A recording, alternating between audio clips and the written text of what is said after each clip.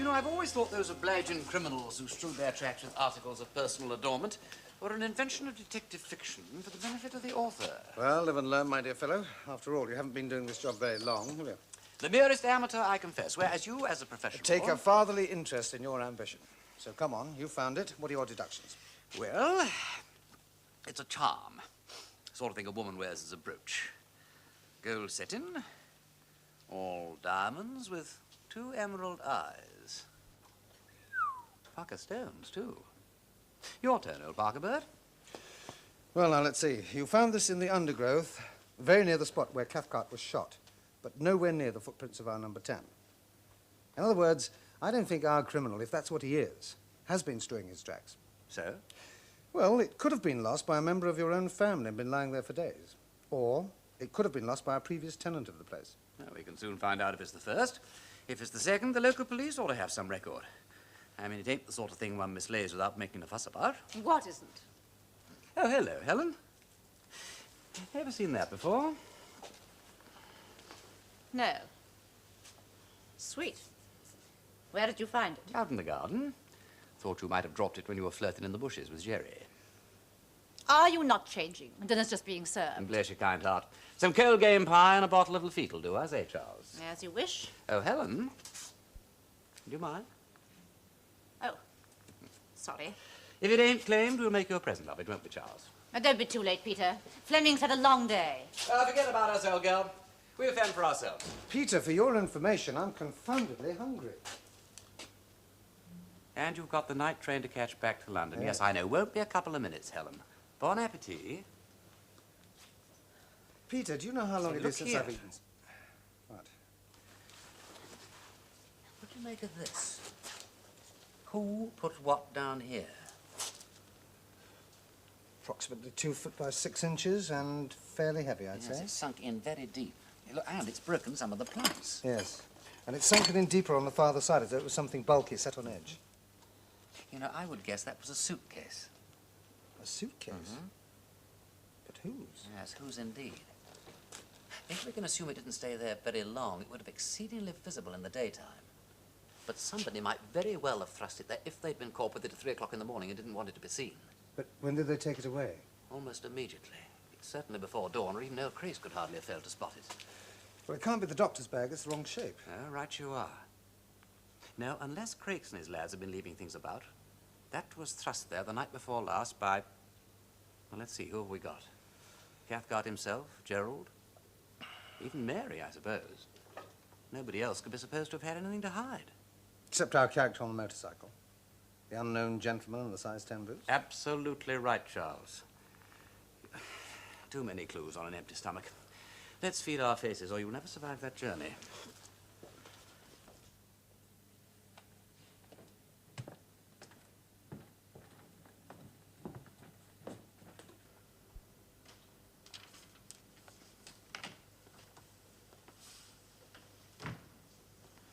The blotting pad you wanted from His Grace's desk in the study, my lord. Ah, good man. Ever read Man on Lesko, Bunter? Man on the watch, my lord? Never mind. Well, you know what they say. Leave no stone unturned. Especially when there are sheets of blotting paper. Now then, let's see, what do we got? There's Gerald's signature. The Colonel's. A long, sprawling hand, which I judge to be feminine. 5 something of fine something. Oh, grouse, probably.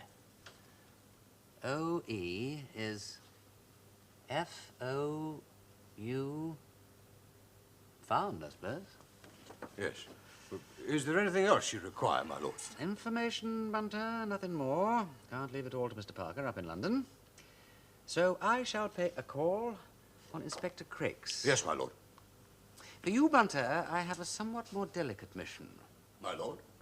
My sister, who's lady's maid in her? Miss Helen, my lord. Now, this is going to call for subtlety, diplomacy, and quite possibly deception.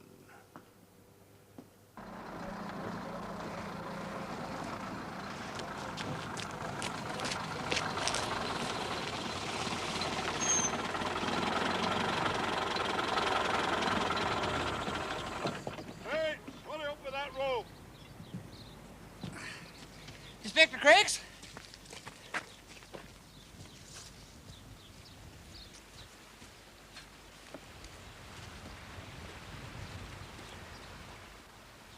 Inspector Craigs? Wimsey. Peter Wimsey. I dropped in to see you at the station, and your people told me I'd find you here. You wanted to see me, my lord? Well, it's not important, really. I found a small piece of jewellery, sort of good luck charm. Quite valuable, I'd imagine. I wondered if anybody had reported it missing. I haven't heard. Oh. Well, as I say, it's not important. Not to worry. I say.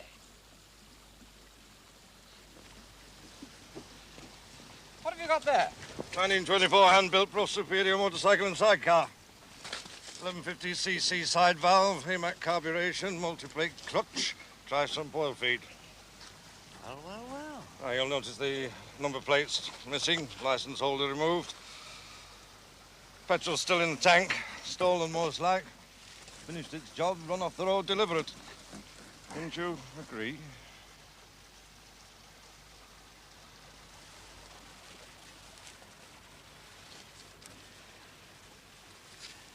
Cigar, Inspector? Not on duty, sir, thank you very much. No, of course not. When you're off duty. Oh, well, if you put it like that, my lord. Thank you. A word in your ear, my dear fellow. I'll make sure that rope's secure, and then we'll have her out.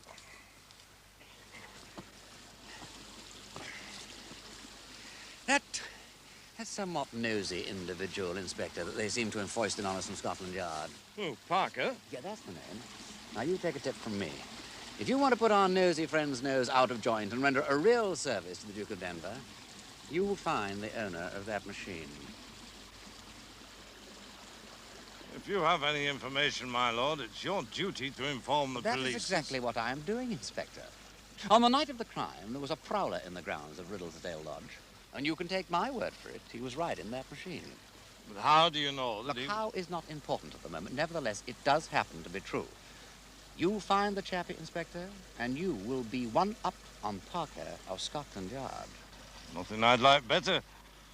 All the same with the number plates and license holder missing. Well, he disposed of those for the same reason that he dumped the machine. He's a frightened man. He doesn't want to be traced. Right you are, my lord. But he's made it very difficult for us. Oh, not as difficult as you'd imagine. All you've got to do is find a young man about 6'2", wearing a size 10 shoe and a Burberry with a tear in it. Oh? Oh, yes, and he may have a deep cut or scratch on one of his hands. So don't waste your time looking for number plates, old lad. You just scour the local railway stations. And if you do have any luck, I'd be uncommonly grateful if you'd let me know, either at the lodge or wire me at that address. 110A Piccadilly? I'm a very uncertain bird, always hopping about. But I daren't be doing this in here, Mr. Bunter, not in his lordship's room. You'll get me the sack. My dear Miss Helen, calm yourself, please. The responsibility is entirely mine. Yeah, but if I'm caught... You are here at my invitation and for the best of all possible reasons. The best, Mr. Bunter? Well, I refer, naturally, to rendering the best service in our powers to our employers. Gee. And now, if you'd like to do your laundry. Whatever is all that? Criminal investigation being our hobby. Criminal investigation? It requires all sorts of strange gadgets and devices. Investigating me, then, are you? I should be delighted, given the opportunity. Fat lot you learn from me. No. Don't be sceptical. Oh, the things you say. Ooh, well, I see I shall have to convince you. Well, let me see now. Well, supposing this garment was found on the body of a murdered woman. Murdered? Of course, one would expect that the victim's clothes would be covered in her own blood, wouldn't one? Yes. But supposing we suspected the wearer of this skirt of having committed the murder. But that's Lady Mary's skirt. My task, then, would be to find incriminating evidence. So, looking very carefully, to begin with, we find What? a stain on the hem, just below the side seam.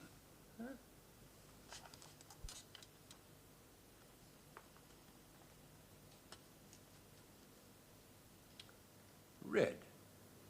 Could be the blood of an animal. Could be human blood. Well, it could be a glass of port. I see that the stain has gone right through the material. So, I snip off a tiny piece, the inside edge. So, pop it into a little pillbox, on which I seal the lid and write, found on Lady Mary Wimsey's skirt. What's left of it? And the date. I now post this to a friend of his lordship's in London, a scientific gentleman, who will look at it through a very powerful microscope and tell me that it is rabbit's blood and how many days it has been there. And that will be the end of that. Well, he'd be wrong then, because it's not rabbit's blood, it's bird's blood from one of them grouse they've been slaughtering. Her ladyship told me so. Oh? Feeling better then, is she? Well, she could hardly be worse, I'll say that. She's been playing up something terrible these last few days. Her and her nervous prostrations, tantrums, that's what I call it.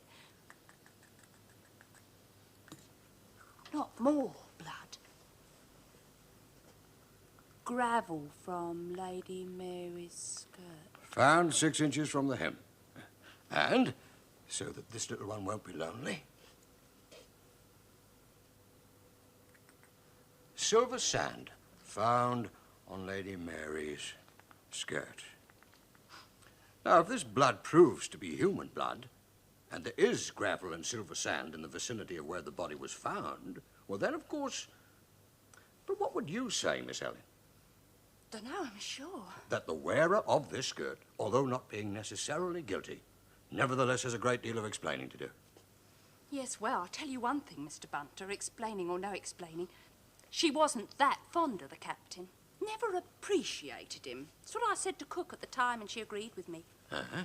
Then why was she so upset at his death? You search me, Mr. Bunter, I couldn't tell you.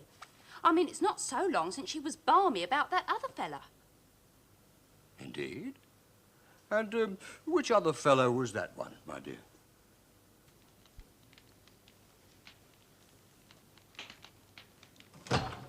The great Impy Biggs himself. Yeah, my dear Peter. Oh, very pleasant. When did you get here? Half an hour ago. Nobody looking after you? Don't be absurd. The Denvers wouldn't dream of not looking after me. I'm simply enjoying a solitary tea. Where is everybody? Well, the Duchess has driven Marbles into Stapley. The Arbuthnot's have gone for a walk on the moor. Lady Mary, I gather, is Still under the weather, yes. You just come straight from Jerry? Yes, he got your letter. Mm-hmm. Just a note, you know, showing him we care. How is he? Reticent. Oh, it's a rotten situation, but he ain't making it any easier for himself. Always had a confounded stubborn streak in him. Well, I'm not worrying unduly at this stage. It's you I've come to see, Peter. Me? Well, if I'm to defend him, I want to know all that you know. Do you, though? All right, but no bullying of the witness.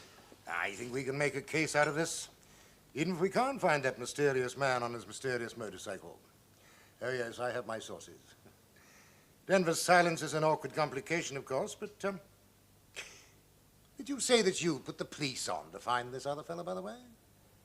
I didn't, but yes, I have. You expect to find him, then? I hope so. And what's going to happen to my case if you do find him? See here, Peter, you're no fool, so stop trying to look like a country policeman. You really are trying to find this man. Certainly. Just as you like, of course, but has it ever occurred to you that perhaps he'd better not be found? Not be found? Remember this.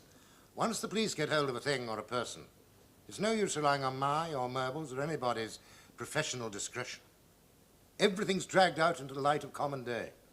And very common it is, too. Here's Denver accused of murder, who refuses point blank to give him the slightest assistance. But Jerry's an ass. I mean, he doesn't realize... Do you think I haven't made it my business to make him realize? All he can say is, they can't hang me, I didn't kill the man, although I think it's a jolly good thing that he is dead. And what business is of theirs what I was doing in the garden that night? Ha. I ask you, Peter, is that a reasonable attitude for a man in his position to take up? He never did have any sense. Do you know if anybody else had told him about this other man? I don't think so. This Scotland Yard chap. He's a personal friend of yours, I gather. Yes. So much the better. He can hold his tongue. Look here, Impy, I mean, this is all damn mysterious, but what the heck are you getting at? I mean, why shouldn't I lay hold of this fella if I can? I can answer that question with another. Why is Denver screening him? By Jove. You know, I never thought of that. What sleuths you lawyers are. Well, I shall have to be careful, shan't I? You're a clever devil, Peter. I may be wrong, then. Go ahead. Find your fellow by all means. But there is one question I'd like to ask. Who are you screening?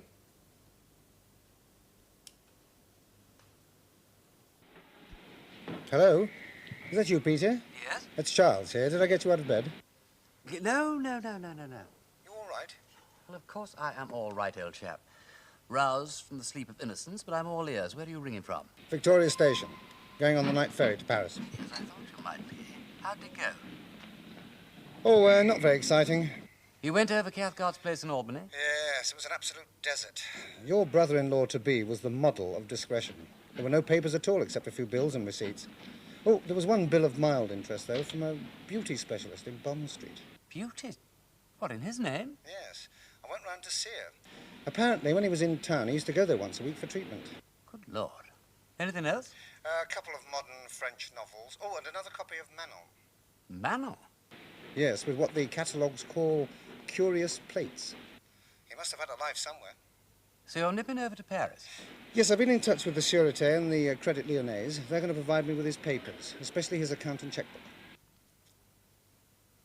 Peter? You sure you're all right? You do go on, old lad, don't you? Let me know if you strike gold. Yes, I'll keep in contact. Bon voyage, mon vieux.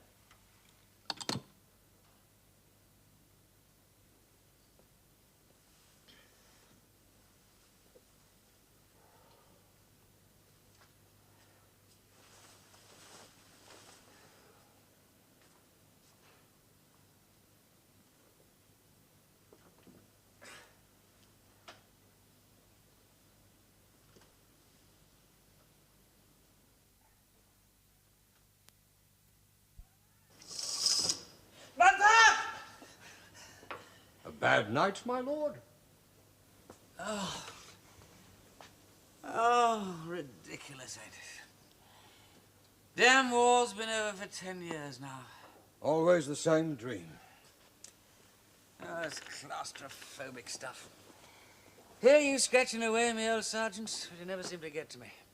But I did, my lord, in the end. Will you take breakfast in bed, my lord? No, I'll have a tub and come down. Oh, anything in the papers, Bundle? Nothing urgent, my lord. A sale next week at Northbury Hall. Mr. Fleet's library. A Caxton. Confession of Mantis. Oh, now, what's the good of telling me that and we're stuck up here for heaven knows how long? Ah, thank you, Bunter. And I wish to blazes I'd stuck to books and never touched crime. How did you get on with the fair Helen, by the way? Very satisfactory, my lord. A most pleasant young person. Talkative to the point of indiscretion.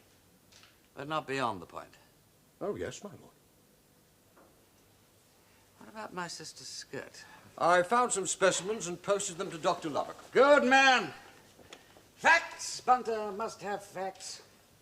When I was a small boy, I always hated facts. Thought they were nasty, hard things, all knobs. Yes, my lord. My old mother always used to say. Your mother, Bunter? Sure, I never knew you had one. I always thought you just sort of came along already made, as it were. Oh, excuse me. That's infernally rude of me. Yeah, beg pardon, I'm sure. That's all right, my lord. Thank you. Yes, indeed. I was one of 7. That is pure invention, Bunter. I know better. You are unique. But you were going to tell me about your mater. Oh, yes, my lord. My old mother always used to say that facts are like cows. If you stare them in the face hard enough, they generally run away. By Jove, that's courageous, Bunter. What a splendid person she must be. I think so, my lord. I'll have that tub now. Strop my razor for me, would you? There's a good fellow. Yes, my lord.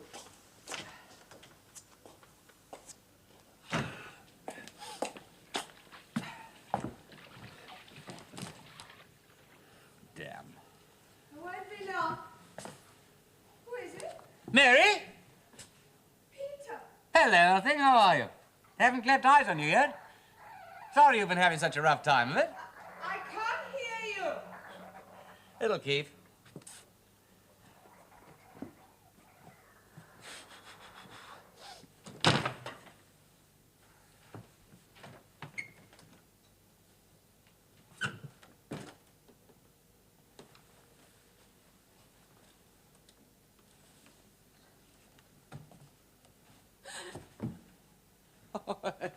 All right, Polly, I think I'm not a ghost.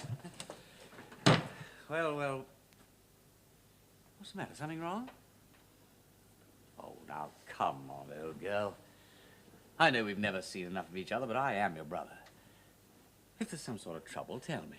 Trouble? Oh, you silly old Peter, of course there's trouble. Didn't you know they killed my man and put my brother in prison? Don't you think that's enough to be in trouble about? Peter, I'm most awfully sorry. I really am quite all right. It's just my head's so bad I don't know what I'm doing some of the time. What did you want in that silly old box? Hmm? Oh, I don't know. It's just my second nature being nosy. Better toddle back to bed. Yes, I do feel a bit chilly. Oh, Polly! Look, just one moment, would you? Hang on.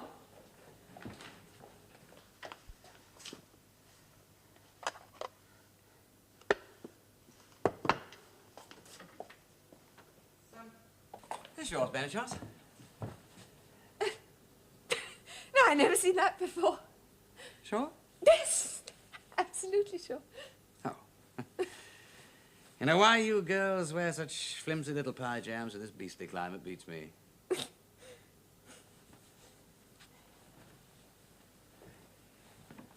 Peter. Hmm? Look, when are they going to try, Jerry? Oh, not for a long time yet. Lots of formalities first. Off you go, Polly. Pass the message if you feel like a chat. Yes, I will. Not just yet.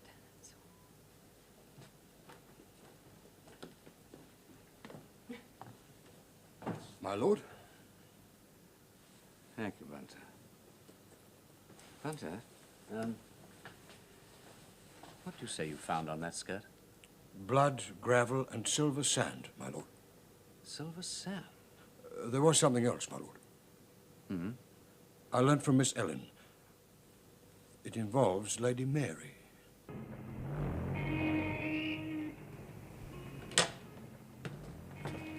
Thank you. Did you see him often when he was here? Oh, Monsieur Cathcart? Mais certainement. Only, of course, in the normal way, coming in, going out.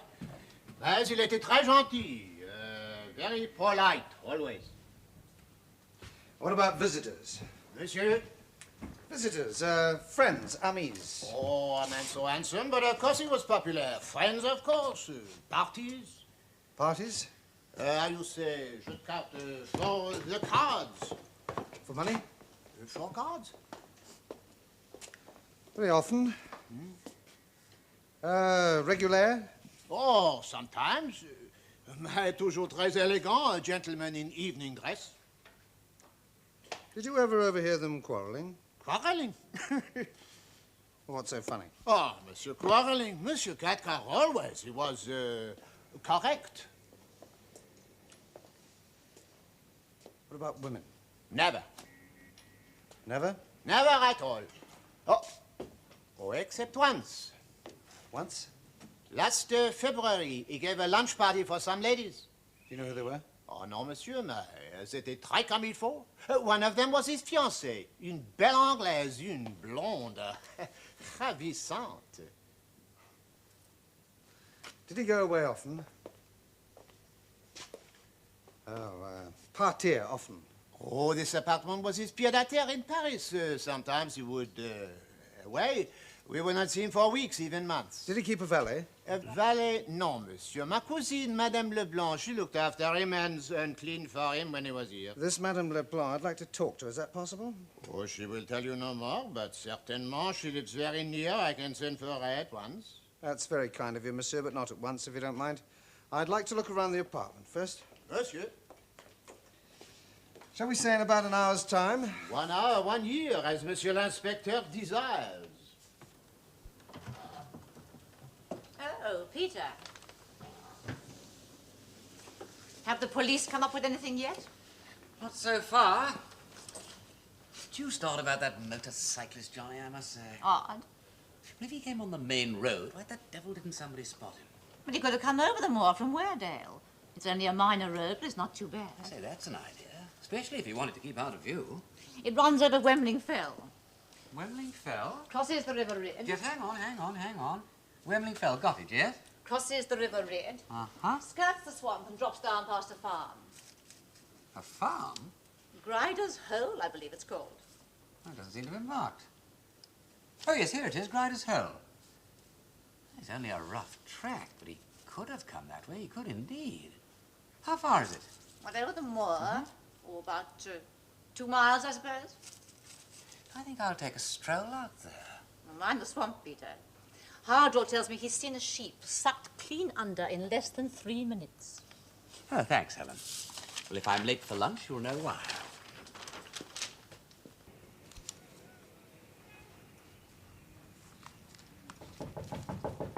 Entree.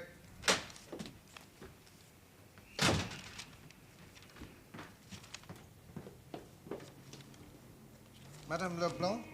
Oui, monsieur. Very good of you to come. Please sit down.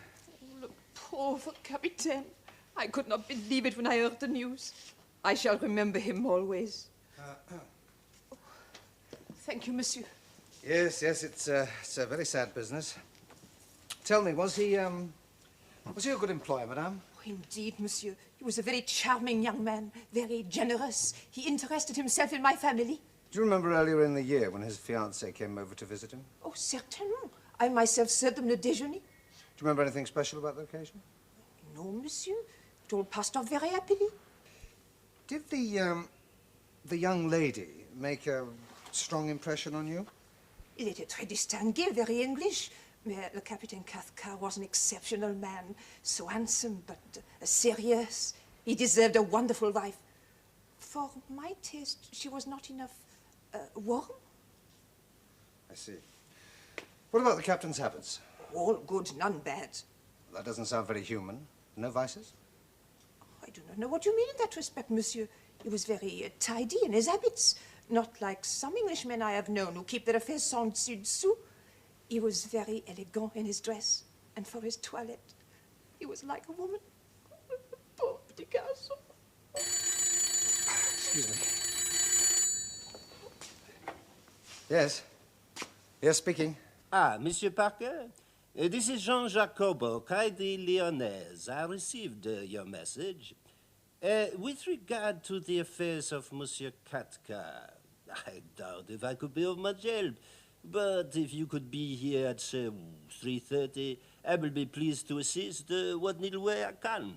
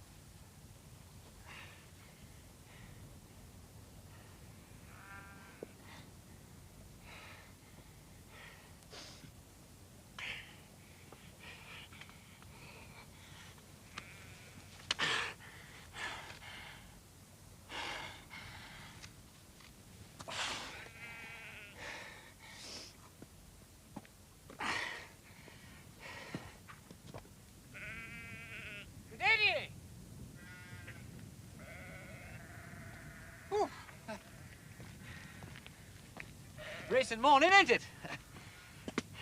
parky, nevertheless. Seasonal, too. So, good for the sheep, I dare say. Curls the wool and so on, what? Do you, lose many animals in that bog? Rotten-looking place. I suppose that's why you've got a wall round the property. What do you want? Oh, just a neighbourly call, don't you know? I'm staying just across the moor there. Thought I'd pop in, see whoever it is, make myself known. Do you think he's at home? I'm glad to hear that. So uncommonly jolly finding all you Yorkshire people so kind and hospitable. What's his name, by the way? Mr. Grimthorpe. Ah, there's a good old Yorkshire name. Wherever I go in the North Riding, I hear him mentioned. Grimthorpe's butter is best. Grimthorpe's pork melts on the fork. For Irish stews, get Grimthorpe's use. In other words, in me you see a man whose lifelong ambition it has been to meet Mr. Grimthorpe in the flesh. So if you would be kind enough to open the gate and let me through.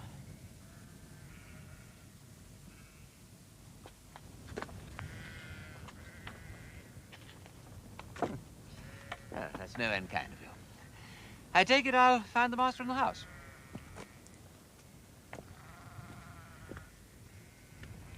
Mister, Yes, I think. aren't they'll set dogs on thee? You don't say.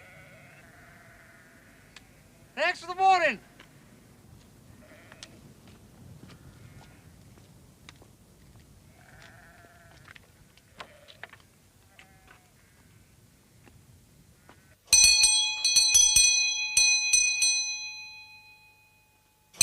Answer that bell, someone yet.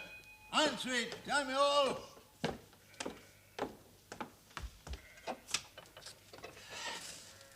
Oh, hello. Mr. Grimthorpe at home?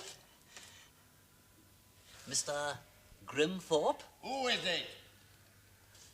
Through here, perhaps? Thank you. Excuse me. Thank you very much. Well. This way? I say, what a charming cottage. Who is that? Ah. Good morning.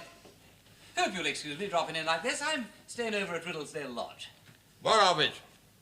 May I come in? Of the most? Thank you. Well, lass, what is staring at? Get to the mother. Shut door. Bit of mindy manners for thee. You, Mr. Grimthorpe? What of I am? My name's Wimsey, Peter Wimsey, Duke of Denver's brother. Mind if I sit down? I'm not stopping, am I? Thank you. Well, I was just out walking, thought I'd make the pleasure of your acquaintance. Pretty lonely up here, what? Don't suppose you get many strangers passing by? None. You a married man, Mr. Grimthorpe? What the hell's that got to do with thee? Oh, no, nothing, my dear fellow. But that charming little girl who let me in thought she might be yours. Well, if I thought she wasn't, I'd strangle her and her mother together. Now, what does say to that, eh? To tell you the truth, Mr. Grimthorpe, I do have an excuse for coming here today. Fact is, I'm looking for a young man, an acquaintance of mine who said he'd be a tour in these parts about now. I've just come back from abroad, don't you know? Afraid I might have missed him. He's a tall fellow with big feet on a motorcycle combination. I just... Oh, so you know him. When did Sir say that this was? Well, now, let me see now. I'd say it was probably last Wednesday. I knew it! The slut, the damn filthy scheming slut. So that tight with a friend of thine, eh? Where I were at Stapley last Wednesday and Thursday, you knew that, didn't you? And he knew it too. It were a damn flop betwixt you. But if I hadn't been, if I'd have cotched him, he'd have finished up at bottom of Peter's pot. And that's where they'll be this end in a minute.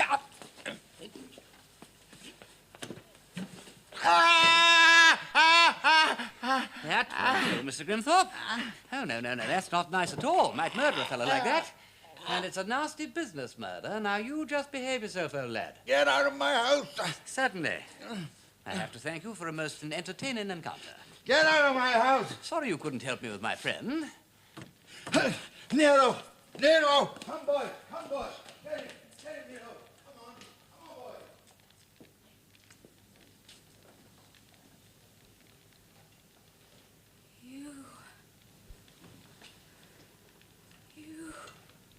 You're mad to come here.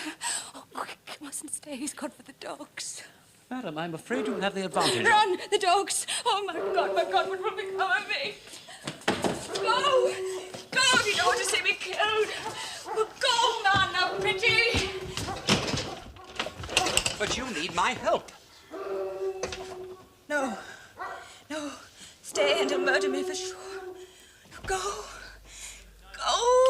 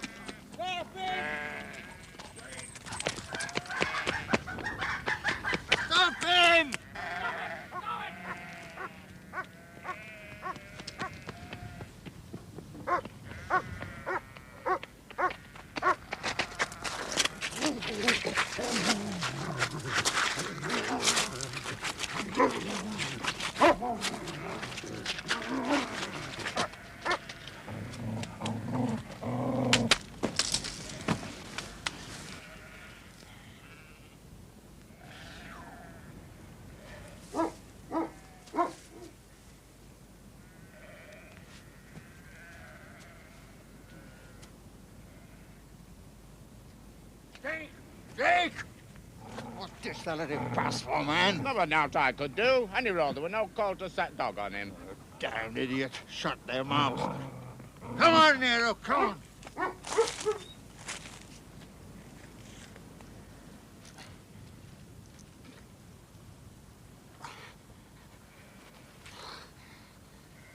Thanks very much.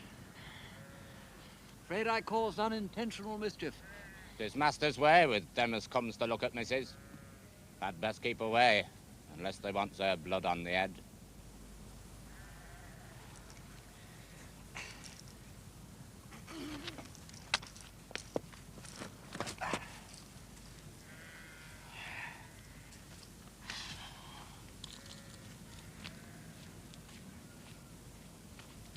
Before the war, when Captain Cathcart was a very young man... That was before I come here. He had investments in Russia, investments in Germany. He also had a large share of a very prosperous vineyard in Champagne. The war finished all that. It finished the fortunes of many people. So he came out of the war a poor man? He suffered a diminution. Yes, but on the other hand, let's see, where are we? From 1922 onwards, there are irregular cash payments made into his account. One in February 1923 for as much as 35,000 francs, and another for 14,000 in September of the same year. Can you explain these payments? Well, they never made us uneasy. You see, at the time of his death, he was 14,000 francs in credit. Yes, I do see, and I'm fairly clear about the money he drew out for his own living expenses. I'm less clear about these regular withdrawals, starting in 1925. Now, once every 3 months. Now, they remain constant for 2 years, and a year ago were increased by 10%. Oh, Monsieur Cathcart was very correct, but not communicative. Well, then, have you any theory as to these payments? A man in his position, unmarried, with some private means. Are you suggesting he had a mistress? Monsieur, you must not put words in my mouth. I don't know if he had one mistress. He doesn't know none at all. Well, if it wasn't a woman, was he being blackmailed? Oh, le chantage. There is the difference between us, Monsieur Parker. We have a mystery on our hands. The French banker explains it in terms of love, and the English policeman in terms of blackmail. Oh.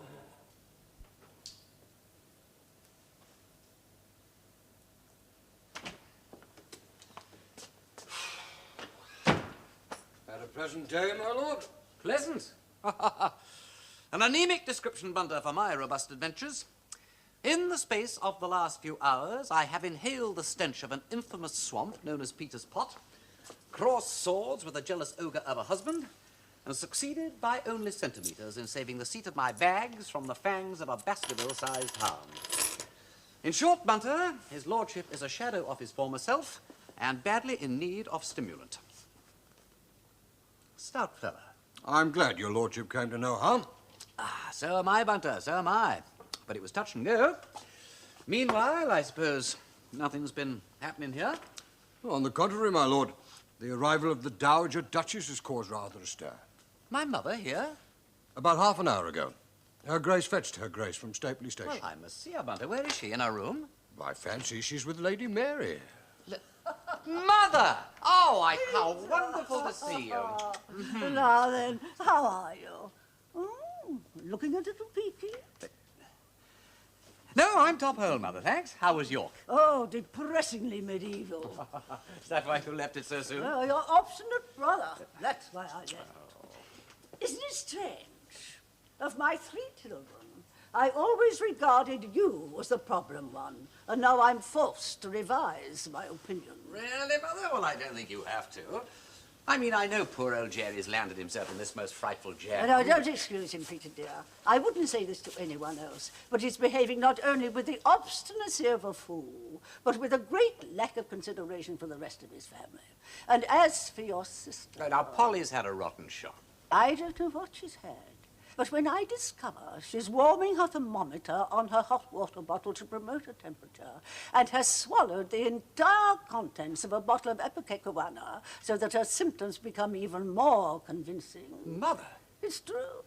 Are you absolutely certain? My dear boy, she's been throwing the wool over the eyes of all of you. I suppose you call that kind of thing a neurosis or some such nonsense and coddle it. In my days, we called it hysterics. A naughtiness, and we knew exactly how to deal with it.